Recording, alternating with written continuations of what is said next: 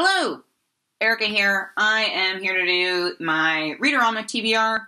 If you do not already know, Readorama is a readathon that is beginning on March 8th at midnight in your time zone and goes through March 14th, so it's a week-long readathon.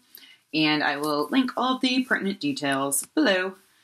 For this readathon, there are 7 challenges. You're supposed to read a different book for each challenge, so that is 7 books. I think I might be insane because I am still trudging through Middlemarch. I'm really enjoying it so far, but it's, it's a classic. It's not a fast book by any means. So I'm also going to try and fit in the 200 pages of that I have to read next week and these 7 books. Whatever. It'll be great.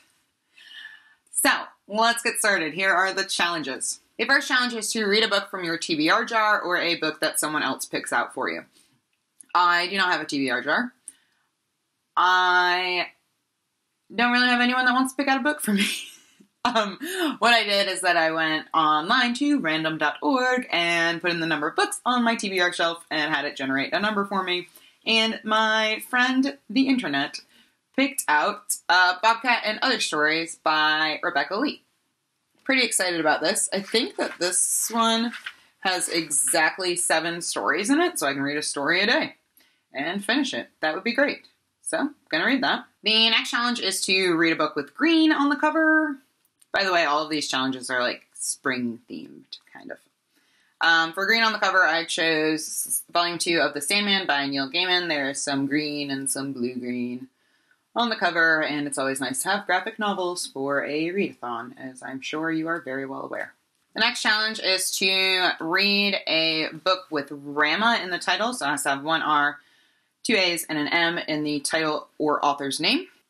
And for that one, I chose a book that is already on my TBR for this month anyway, and that is The Color Master by Amy Bender. So we have an R, an A, an M, and an A. Ta-da!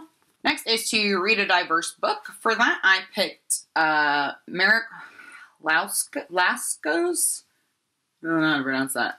All Backs Were Turned. I'm considering this diverse for now because I've been doing really well so far this year in terms of statistics with reading authors of color and reading more female authors and things like that. But I have not been reading a lot of work in translation or a lot of work from a variety of countries. So Merrick Halsko is a Polish author. I received this copy for review from New Vessel Press, who I talked about when I talked about reading The Missing Year of Juan Salvatierra in January.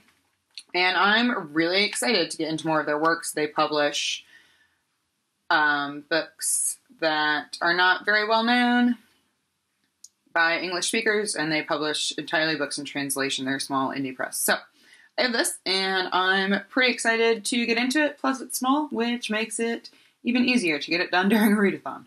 Next is to read a book with flowers on it. I'm cheating on this. I have 1 book with flowers on the cover. I don't want to read it. I'm not even going to tell you what it is. It's too long, and it's one of the books I've been considering getting rid of, because every time I look at it, I'm like, ugh.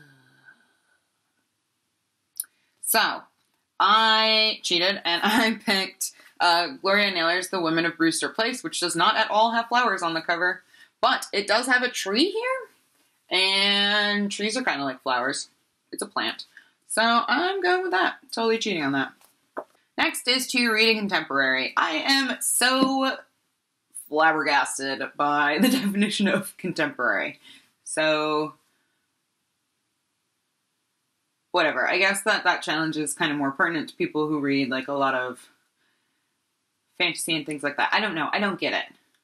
Whatever. So, I picked up This Is How You Lose Her by Junot Díaz. This is a collection of short stories. It's the only major work of Junot Díaz's that I have not yet read, and it should not take me too long because, again, it is short stories.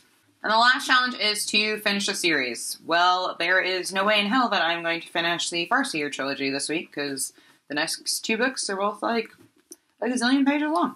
So, I picked Persepolis by Marjane Satrapi. This is also my TBR for this month, and this is Volumes 1 and Volume 2, so it's technically an entire series. It is also a graphic memoir, so that will be fun as well. So yes, those are my picks for Readorama. Tell me all about what you're going to read for Readorama if you're participating, or if you've read any of these books, or if you want to read any of these books, or whatever you want to tell me.